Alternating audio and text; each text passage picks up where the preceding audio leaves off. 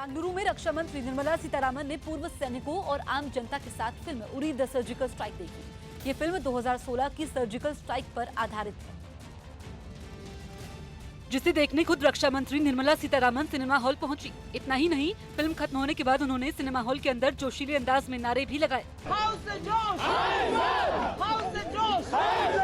Film देखने के बाद रक्षा मंत्री ने इसकी तारीफ की। As a defense minister, how do you look at this movie? It's a good movie.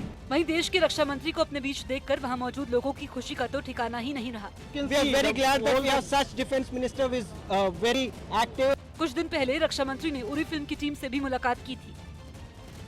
Rajasthan में स्वाइन फ्लू से 2 और लोगों की मौत हुई, जबकि 69 नए पॉजिटिव मरीज एक ही दिन में सामने आए। साल 2018 में 27 दिन में 72 लोगों की राजस्थान में स्वाइन फ्लू से मौत हो चुकी है। सरकारी डॉक्टरों की छुट्टियां रद्द कर दी गई हैं। स्वाइन फ्लू से मौत का आंकड़ा बढ़ने पर विपक्ष गहलोत सरकार से लगातार जवाब मांग रहा है।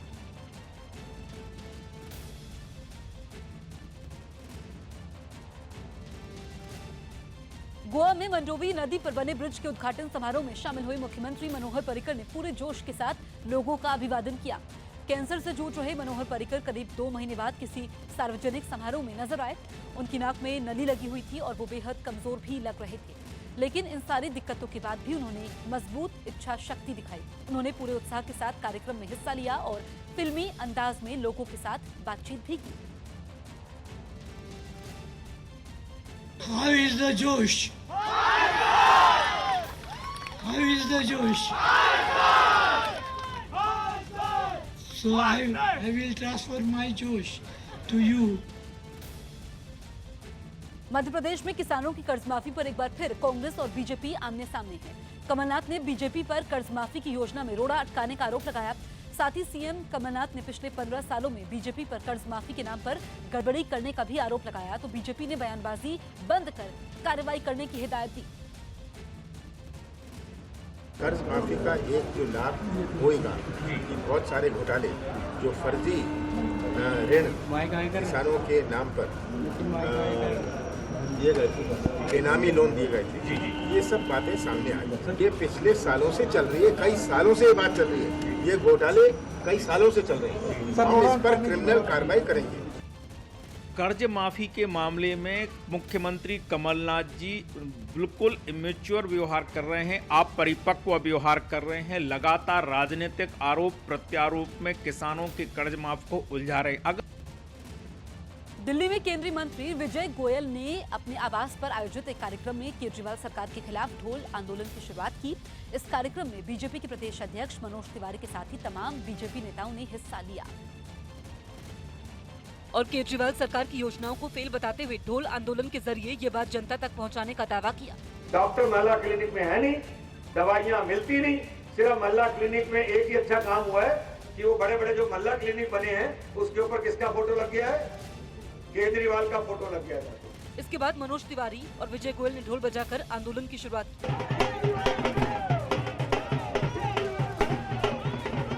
इस बीच बीजेपी प्रदेश अध्यक्ष मनोज तिवारी ने भी केजरीवाल पर निशाना साधा। एजुकेशन भी फेल, ट्रांसपोर्ट भी फेल, अस्पताल भी फेल, यहाँ की PWD के सड़कों की व्यवस्था फेल। तो ऐसी स्थिति में हम बजाएंगे ढोल और खोलेंगे अरविंद केजरीवाल की पोल। बीजेपी नेताओं ने कांग्रेस से गठबंधन की अटकलों पर भी केजरीवाल पर आरोप लगाए।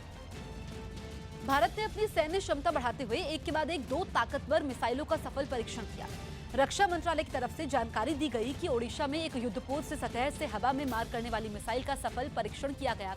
ये सुपरसोनिक मिसाइल से देश की सीमा के अंदर आने वाली दुश्मन की मिसाइल, ड्रोन और हेलीकॉप्टर को आसानी से तबाह कर सकती है। 100 किलोमीटर दूरी तक मार करने में सक्षम इस मिसाइल को जल्द ही नौसेना के युद्धपोत पर तैनात करने की योजना है। इससे पहले भारत ने हवा से हवा में मार करने वाली अपनी पहली एंटी रेडिएशन मिसाइल को सुखोई लड़ाकू विमान से दागकर उसका सफल परीक्षण किया। एंटी रेडिएशन मिसाइल वो मिसाइल होती है जो रेडिएशन यानी दुश्मन के रडार और ट्रांसमीटर से निकलने वाले सिग्नल को पकड़कर उन पर सटीक निशाना लगा सकती है। इस एंटी रेडिएशन मिसाइल के जरिए 70 से 100 किलोमीटर दूर दुश्मन के ठिकाने पर अचूक निशाना भी लगाया जा सकता है।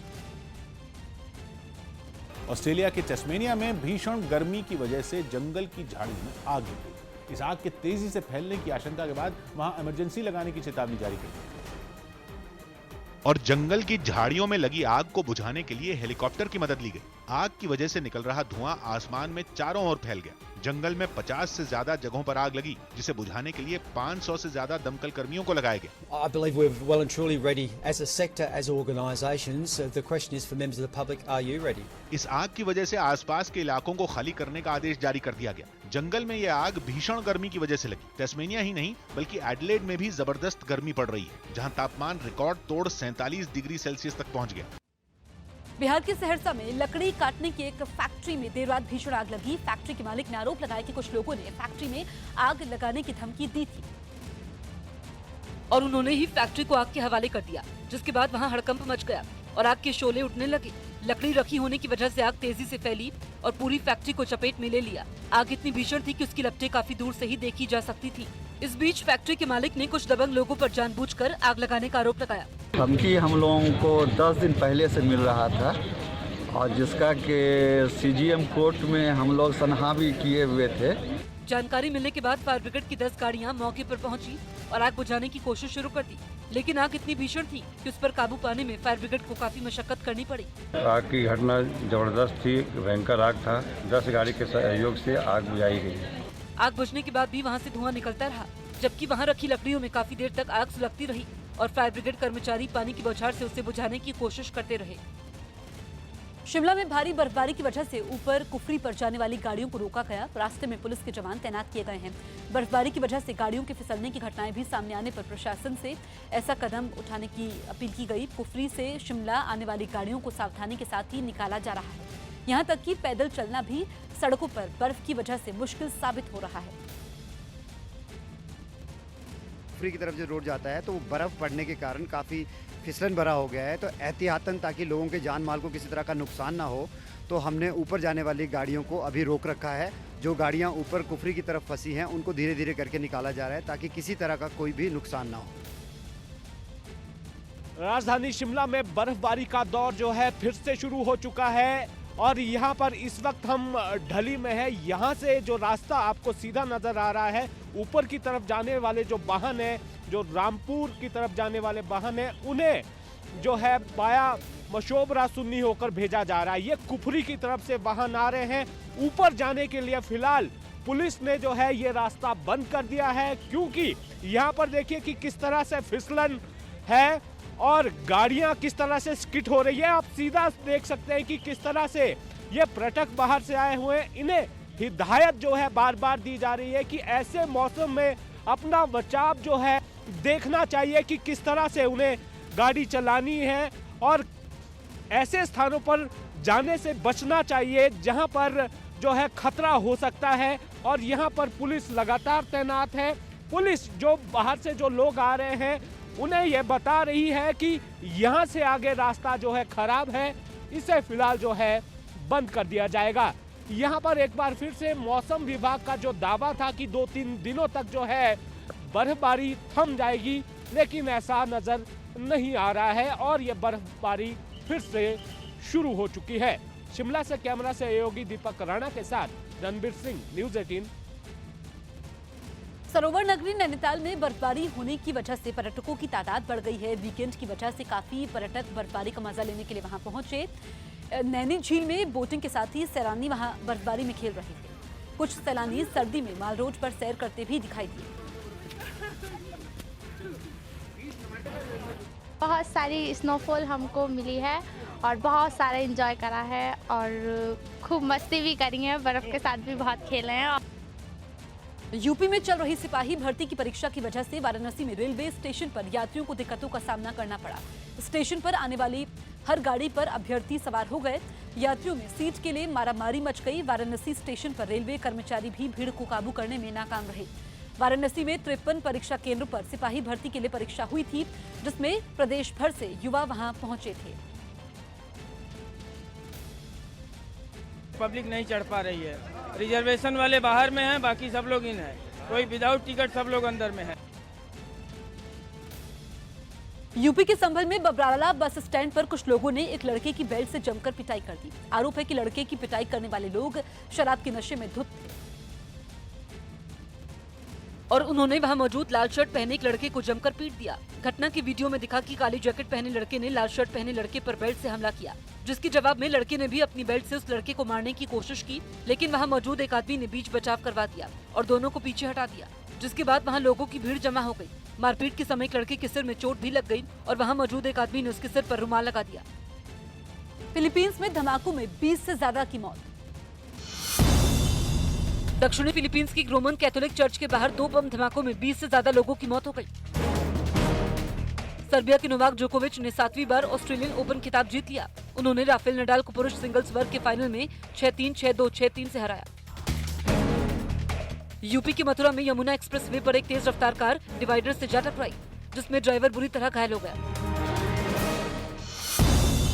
सिंधु जल संधि के मामले में पाकिस्तान का एक प्रतिनिधिमंडल दिल्ली पहुंचा। छत्तीसगढ़ में कांग्रेस अध्यक्ष राहुल गांधी के दौरे से पहले सीएम भूपेश बघेल ने तैयारियों का जायजा लिया।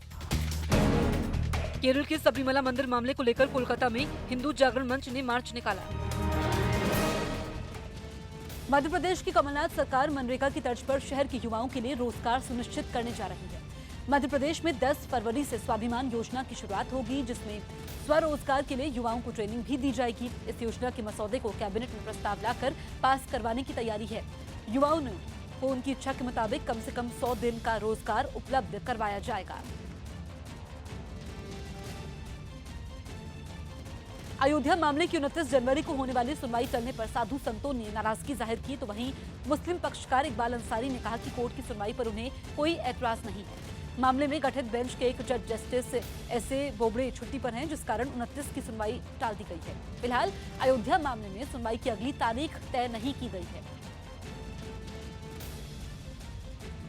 जज की छुट्टी चले जाने के बाद में यह फिर तारीख पड़ गई है, वह निराशा लगी है। अब यह कहा नहीं जा सकता कि कब जज की बैठक होगी, कब इसका निस्तारण शुरू होगा, यह कहना अब निश्चित नहीं है। इसलिए तारीख पर तारीख के अलावा और कुछ भी दिखाई नहीं पड़ रहा है। छुट्टी वही लेता है जो सरकारी कर्मचारी हो, अधिकारी हो। ये काम कोर्ट का है। कोर्ट में हम कोई बाधा नहीं डालते, न कोर्ट हमारे अधीन है। अगर छुट्टी हो गई है, तारीख आगे बढ़ गई है, हमें इसके लिए जो है कोई इतराज नहीं है। भारत के भाग्यविधाता माननीय नरेंद्र मोदी, हमारे राष्ट्रीय अध्यक्ष अमित शाह जी और पूरी पार्टी और पूरा संगठन और अनुषंगिक जितने संगठन हैं, सारे के सारे संगठन राम मंदिर के साथ, राम जी के साथ, अयोध्या के साथ खड़े हुए हैं। किसी में हिम्मत है, किसी की माँ ने दूध पिलाया है राजनीतिक दलों में जो राम मंदिर की बात करे, अयोध्या की बात करे। पंजाब के बरनाला में हथियार बेचने वाली एक दुकान में सेंध लगाकर कई बंदूकों की चोरी कर ली गई। बंदूकों के अलावा आरोपियों ने दुकान में रखी नकदी पर भी हाथ साफ कर दिया और बाइक पर सवार होकर बड़ी आसानी से निकल गए। सीसीटीवी कैमरे में रिकॉर्ड हुई तस्वीरों में साफ दिखा कि रात के अंधेरे में 2 लोग बाइक पर सवार होकर आए। इशारा मिलते ही दुकान के अंदर पहले से मौजूद लोगों ने हथियारों की 2 बोरियां उन्हें पकड़ा दी। इसके बाद सभी 6 आरोपी बाइक पर बैठकर वहां से फरार हो गए। सुबह चोरी की खबर मिलते ही इलाके में हड़कंप मच गया। आनंद फानन में पुलिस भी पहुंची और जांच में जुट गई। बताया गया कि चोर हथियारों की दुकान में सेंध लगाकर घुसे थे और 14 बंदूकों के साथ करीब 300 कारतूस ले गए। इसके अलावा वहां रखे करीब 1.5 लाख रुपए भी चुरा लिए। के देखा सारा कुछ खिल रहा पैसे का, मैं स्टॉक रूम चेक किया, स्टॉक रूम भी सारा खिल रहा पैसे गई। वहीं पुलिस भी आरोपियों तक पहुंचने में जुट गई। पुलिस पार्टी ने अलग अलग टीमां बनाती, सारियां बनाती, अलग अलग काम देते ते ट्रेस आउट करांगे। पुलिस ने पूरे इलाके में चौकसी बढ़ाने का भी दावा किया। बीजेपी नेता कैलाश विजयवर्गीय की कांग्रेस पर दिए एक बयान से सियासी पारा चढ़ गया है। उन्होंने कांग्रेस की तरफ से सलमान खान जैसे फिल्मी सितारों को चुनाव मैदान में उतारे जाने की चर्चा पर ही टिप्पणी की और तंज कसा कि कांग्रेस में आत्मविश्वास की कमी है। सलमान खान ऐसी मांग चल रही है कांग्रेस में, इससे उनके आत्मविश्वास की कमी झलकती है कि उनके पास लीडर नहीं है। वह चॉकलेटी चेहरे के माध्यम से चुनाव में जाना चाहते हैं, तो ये उनके अंदर के आत्मविश्वास की कमी को दर्शाता है कि वो इस प्रकार की बात करते हैं। वहीं कांग्रेस की ओर से दिग्विजय सिंह ने भी पलटवार करने में देर नहीं की। मौसमी चैटर्जी क्या है, मौसमी चैटर्जी क्या है। जबकि लेफ्ट ने बीजेपी को खुद के गिरबान में झांकने की नसीहत दी। ये बहुत ही गंदा भाषा है, बिकॉज ज़्यादा से ज़्यादा चॉकलेट 5 साल पहले बीजेपी ने खिलाया पूरा देश का वोटर को। विवाद बढ़ता देखकर कैलाश विजयवर्गीय सफाई देने सामने आए। मैं सभी हमारे मीडिया के लोगों से कहना चाहता हूँ कि जब कोई बयान इस प्रकार का है तो कम से कम क्रॉस चेक करें। मैंने बॉलीवुड के लोगों के लिए जरूर चॉकलेटी कहा, पर किसी राजनेता के लिए चॉकलेटी चेहरा नहीं कहा। उपराष्ट्रपति वेंकैया नायडू ने जेएनयू की नारेबाजी वाले मामले का जिक्र करते हुए संस्थानों में ऐसी घटनाओं पर चिंता जाहिर की। उपराष्ट्रपति दिल्ली विश्वविद्यालय के पन्नालाल गिरधारीलाल दयानंद एंग्लो वैदिक महाविद्यालय के जयंती समारोह को संबोधित कर रहे थे। Afzal Guru, he wanted to finish the parliament, to finish all of us. And some people are saying, Afzal Guru जो काम आपने अधूरा छोड़ा है, हम उसको पूरा करेंगे, है ना? पार्लियामेंट को पूरा उड़ाएंगे। What is happening? दक्षिण अफ्रीका के देश पेरू में एक होटल में विवाह समारोह के समय पहाड़ और मिट्टी धंसने से 15 लोगों की मौत हो गई। ये होटल पेरू के पर्वतीय शहर एबनके में है। शहर के मेयर के मुताबिक पहाड़ों से चट्टान टूटकर होटल की दीवार पर गिरने लगे, जिससे यह हादसा हुआ। शादी समारोह में करीब 100 मेहमान आए हुए थे, जिनमें 15 की मौत हो गई, जबकि 34 लोग घायल हो गए। अमेरिका के वॉशिंगटन डीसी में गणतंत्र दिवस पर भारतीयों के जोश के आगे खालिस्तान समर्थकों की एक नहीं चली। कुछ खालिस्तान समर्थक वहां भारतीय दूतावास के बाहर भारत के खिलाफ प्रदर्शन करने के लिए जमा हुए थे, लेकिन खालिस्तान समर्थकों के प्रदर्शन की जानकारी मिलने पर बड़ी तादाद में भारतीय वहां हाथों में तिरंगा लेकर पहुंच गए और नारेबाजी की।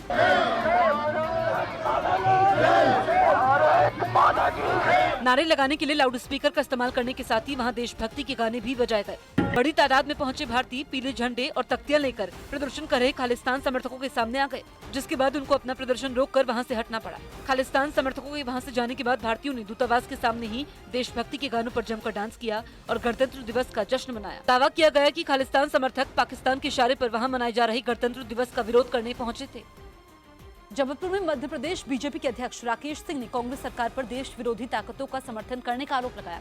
राकेश सिंह ने कहा कि सिमी के जो आतंकी जेल में थे वो कांग्रेस की सरकार आते ही जमानत पर छूटने लगे हैं। मध्य प्रदेश में जब से कांग्रेस की सरकार बनी है, कानून व्यवस्था की धज्जियां उड़ रही हैं, देश विरोधी ताकतें सर उठा रही हैं। सिमी के आतंकवादी जो अभी तक कभी छूटे नहीं, वो जमानत पर रिहा हो रहे हैं और इसलिए धीरे धीरे प्रदेश अराजक स्थिति की ओर बढ़ता चला जा रहा है।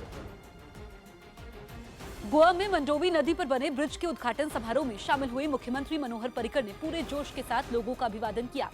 कैंसर से जूझ रहे मनोहर पर्रिकर करीब 2 महीने बाद किसी सार्वजनिक समारोह में नजर आए। उनकी नाक में नली लगी हुई थी और वो बेहद कमजोर भी लग रहे थे, लेकिन इन सारी दिक्कतों के बाद भी उन्होंने मजबूत इच्छा शक्ति दिखाई, पूरे उत्साह के साथ कार्यक्रम में हिस्सा लिया और फिल्मी अंदाज में लोगों से बातचीत की।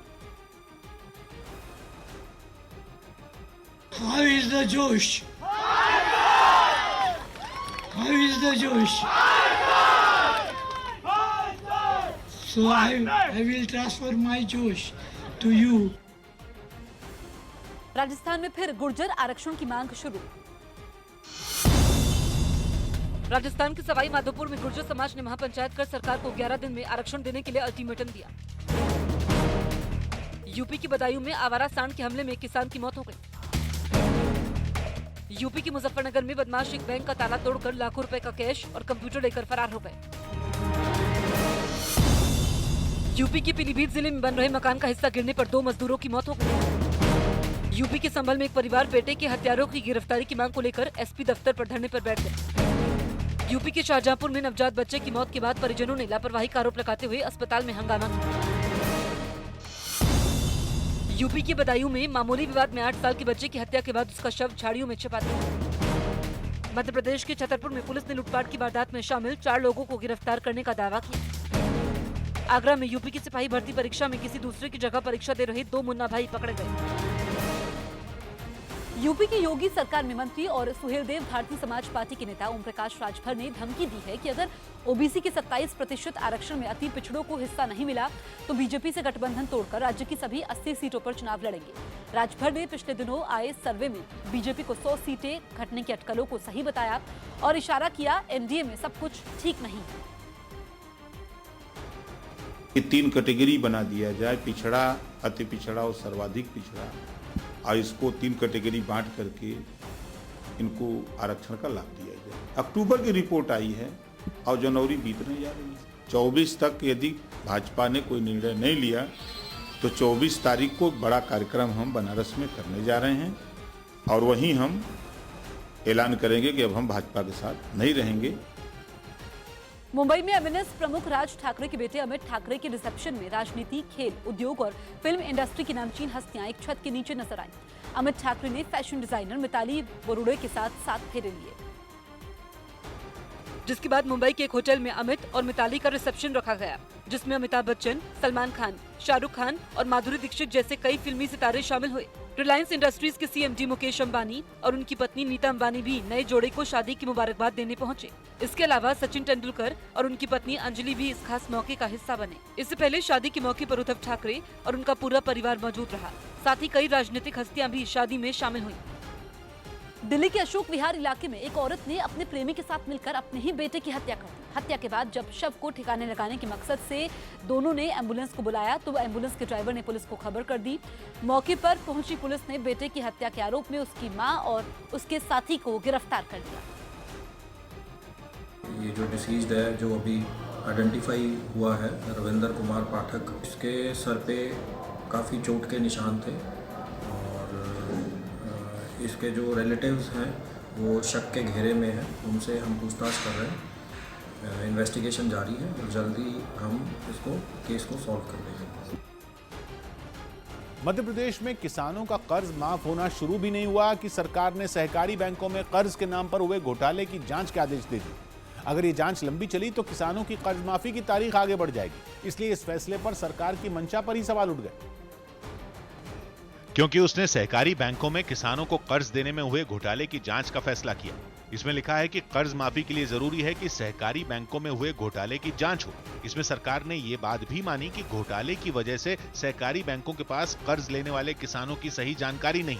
सरकार ये जांच इसलिए करवा रही है क्योंकि सहकारी बैंकों की लिस्ट पर राज्य में विवाद हो रहा है, क्योंकि इनमें किसानों का 13-13 रुपए तक का कर्ज माफ करने का ऐलान है। यही नहीं, कर्ज माफी में कई ऐसे किसानों के नाम हैं जिन्होंने कभी लोन लिया ही नहीं। लिस्टें टाइम पे नहीं आ रही है, इसका कारण है कि कहीं न कहीं गोलमाल उस भ्रष्टाचार की गंगा थी। इस तरह का जितना मैनिपुलेशन सरकारी सोसाइटी संस्थाओं में, कॉर्पोरेटिव सेक्टर की बैंकों में पाया गया, उस पर आपराधिक केस दर्ज होंगे।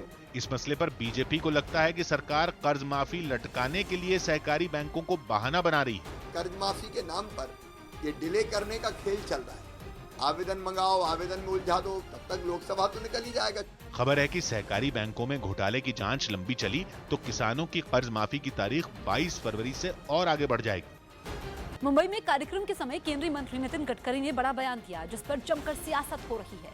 अपने बेबाक अंदाज के लिए मशहूर नितिन गडकरी ने जनता से वादा खिलाफी करने वाले नेताओं को आड़े हाथ लिया और उन्हें लोगों से किए गए वादे पूरे करने की नसीहत दे दी। सपने दिखाने वाले लोग, नेता लोगों को अच्छे लगते हैं, पर दिखाए हुए सपने अगर पूरे नहीं किए तो जनता उनकी पिटाई भी करती है।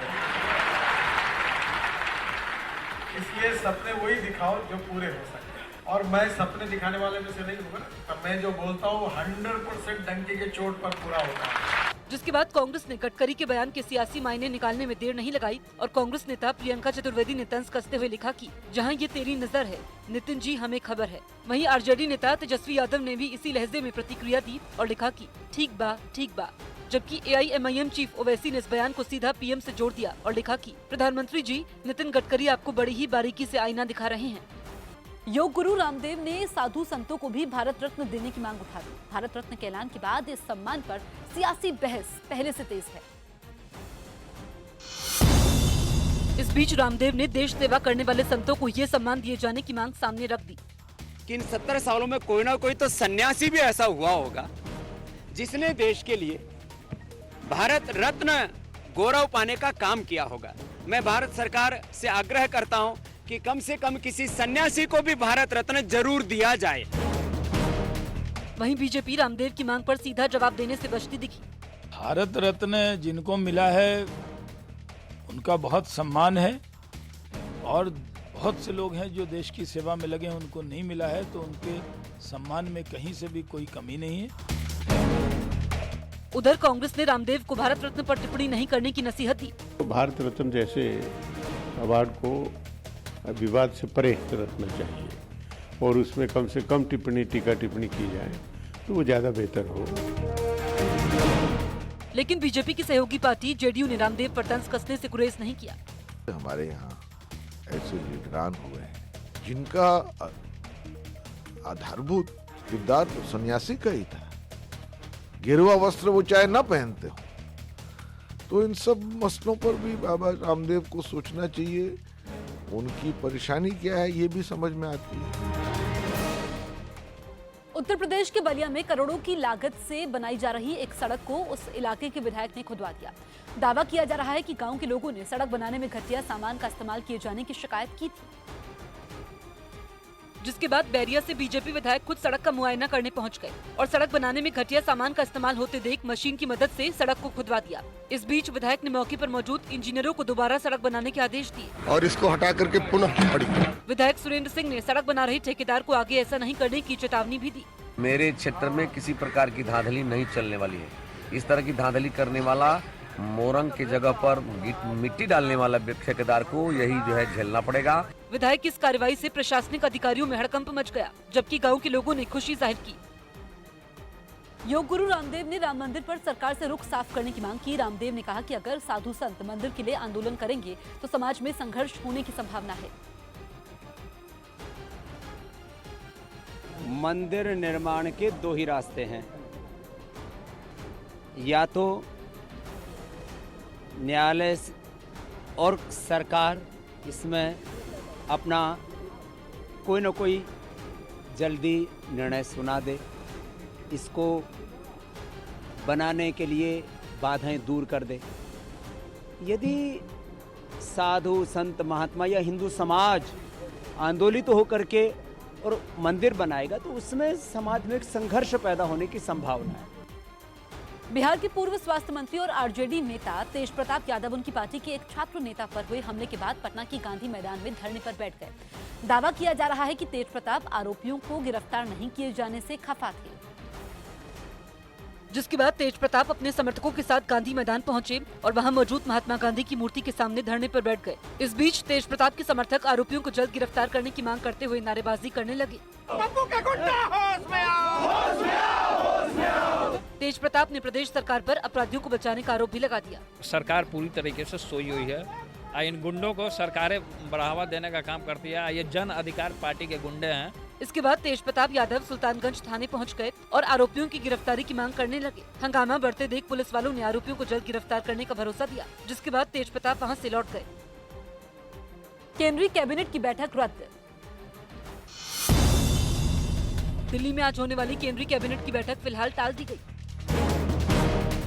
बिहार के पश्चिम चंपारण जिले के वाल्मीकि नगर टाइगर प्रोजेक्ट के नौरंगिया दोन जंगल में 2 होमगार्ड जवान की हत्या कर दी गई।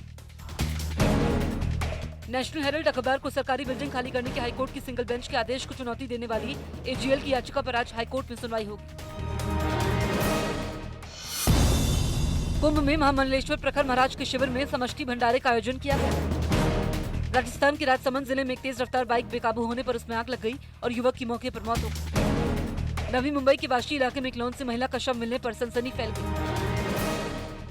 यूपी के अमरोहा में एक मुठभेड़ में बदमाश की गोली लगने से पुलिस का एक कांस्टेबल शहीद हो गया। अमरोहा के बछराइयों इलाके में रात को चेकिंग के समय पुलिस ने हिस्ट्री शीटर शिव अवतार को रोकने की कोशिश की, लेकिन वो फायरिंग करते हुए भागने लगा। दोनों तरफ से हुई फायरिंग में हर्ष कुमार नाम का एक सिपाही शहीद हो गया, जबकि पुलिस की गोली से घायल बदमाश शिव अवतार भी मारा गया। बदमाश वहाँ घायल हुआ था, घायल दोनों ही हुए थे। हमारी पुलिस पार्टी हॉस्पिटल में यहाँ टीएमयू में लेके तत्काल आई और बदमाश का वहीं पर देहांत हो गया। वाराणसी के बाद अब कांग्रेस कार्यकर्ताओं ने प्रियंका गांधी के गोरखपुर से लोकसभा चुनाव लड़ने की भी मांग उठाई है। उत्तर प्रदेश का गोरखपुर सीएम योगी आदित्यनाथ का गृह जिला है और बीजेपी का गढ़ माना जाता है, लेकिन कांग्रेस कार्यकर्ताओं ने वहां से प्रियंका गांधी की जीत का दावा किया। कांग्रेस कार्यकर्ताओं ने वहां जो पोस्टर चिपकाए उनमें प्रियंका गांधी को रानी लक्ष्मीबाई के रूप में दिखाया गया। जिस तरीके से झांसी की रानी ने अंग्रेजों से मुंह तोड़ लोहा लिया था, उनको भगाया था। हम लोग आज बहन प्रियंका जी को उसी के रूप में दर्शा रहे हैं। प्रियंका गांधी को पूर्वी यूपी का प्रभार दिया गया है, जिसमें गोरखपुर भी शामिल है। पार्टी कार्यकर्ताओं ने उपचुनाव में बीजेपी की हार की दलील देते हुए वहां लोकसभा चुनाव में कांग्रेस की जीत की उम्मीद जताई। हाईवे का सफर और आसान बनाने के लिए देश के सभी अहम नेशनल हाईवे को टोल प्लाजा फ्री करने की तैयारी हो रही है। News18.com की रिपोर्ट के मुताबिक नेशनल हाईवे बनाने और उनकी देखभाल करने वाली सरकारी कंपनी NHAI ने पे एज यू गो नाम की पॉलिसी लागू करने की योजना बनाई है। इस पॉलिसी के लागू होने के बाद लोगों को सिर्फ उतने ही पैसे चुकाने होंगे जितना लंबा सफर उन्होंने नेशनल हाईवे पर किया होगा। NHAI के मुताबिक इस पॉलिसी की बड़ी बात यह है कि लोगों को टोल के पैसे देने के लिए टोल प्लाजा पर रुकना नहीं पड़ेगा। टोल का भुगतान करने के लिए गाड़ियों में OBU यानी ऑन बोर्ड यूनिट नाम की एक डिवाइस लगाई जाएगी। साथ ही हर गाड़ी पर एक खास तरह का टैग लगाया जाएगा जो सीधे गाड़ी के मालिक के अकाउंट से जुड़ा होगा। ऑन बोर्ड यूनिट में लगे GPS ट्रैकर की मदद से यह पता चल जाएगा कि कोई गाड़ी हाईवे पर कितनी दूर चली है। इसके बाद OBU गाड़ी के टोल की रकम तय करेगा, जिसका भुगतान खुद ब खुद गाड़ी मालिक के अकाउंट से हो जाएगा। NHAI की इस पे एज यू गो पॉलिसी का ट्रायल फिलहाल दिल्ली मुंबई एक्सप्रेसवे पर किया जा रहा है और जल्द ही इसे पूरे देश में लागू करने के लिए केंद्र सरकार नोटिफिकेशन जारी कर सकती है। यूपी सरकार ने मुजफ्फरनगर दंगों से जुड़े 18 मामले वापस लेने का फैसला किया है और जिले के अधिकारियों से इस सिलसिले में अदालत में अपील करने को कहा है। यूपी के कानून विभाग मुजफ्फरनगर के डीएम को इस सिलसिले में कार्रवाई के निर्देश दिए हैं। 2013 में हुए इन दंगों में सांसद संजीव बालियान, भारतेंद्र सिंह, यूपी सरकार में मंत्री सुरेश राणा, विधायक संगीत सोम समेत बीजेपी के कई नेता आरोपी हैं। हालांकि जिन मामलों को वापस लेने की चर्चा है उनमें इन बीजेपी नेताओं के नाम शामिल नहीं है। गुजरात के बनासकांठा में गणतंत्र दिवस की परेड में बाइक से करतब दिखाने के समय हुए हादसे में महिला पुलिसकर्मी समेत 8 लोग घायल हो गए। हादसे के वक्त सीएम विजय रूपाणी भी वहां मौजूद थे और उनके सामने कुछ पुलिसकर्मी बाइक पर करतब दिखा रहे थे। इसी बीच एक महिला पुलिसकर्मी चलती बाइक पर करतब दिखाते हुए वहां से गुजरने लगी, लेकिन तभी उसका बैलेंस बिगड़ गया और वो बाइक से नीचे गिर पड़ी। लेकिन महिला के गिरने के बाद भी बाइक अपने आप चलती रही और वहां परेड देख रहे छात्रों से टकरा गई। बाइक इतनी तेजी से लोगों की तरफ बढ़ी कि किसी को संभलने का मौका भी नहीं मिला। वहीं बाइक की भीड़ से टकराने के बाद वहां अफरा तफरी मच गई, जबकि कुछ दूसरे पुलिस वाले जमीन पर गिरी महिला पुलिसकर्मी को उठाने के लिए दौड़े, जिसके बाद सबको तुरंत अस्पताल ले जाया गया। गुजरात में 1000 लोगों ने सूर्य नमस्कार किया।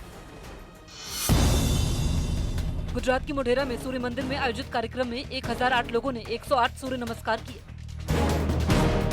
हिमाचल प्रदेश के पूर्व मुख्यमंत्री वीरभद्र सिंह को सर्दी खांसी की शिकायत की वजह से शिमला के इंदिरा गांधी मेडिकल कॉलेज में भर्ती करवाया गया। यूपी के गाजीपुर जिले में सड़क किनारे खड़े ट्रक में भीषण आग लगने पर हड़कंप मच गया। गोवा के पणजी में परिवहन मंत्री नितिन गडकरी और मुख्यमंत्री पर्रिकर ने न्यू मांडोवी ब्रिज का उद्घाटन किया। मौसम विभाग ने 30 जनवरी तक हिमाचल प्रदेश में भारी बारिश और बर्फबारी की संभावना जताई।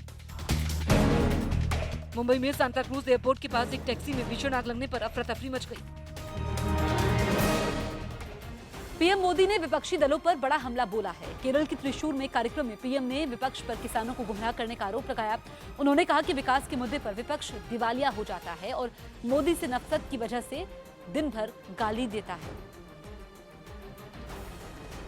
Abuse me as much as you want, but don't mislead the farmers.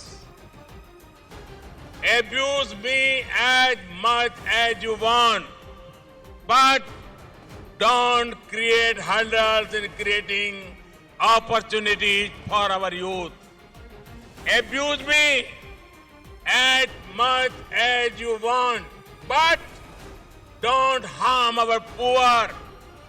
Abuse me as much as you want, but don't put barriers in India's progress.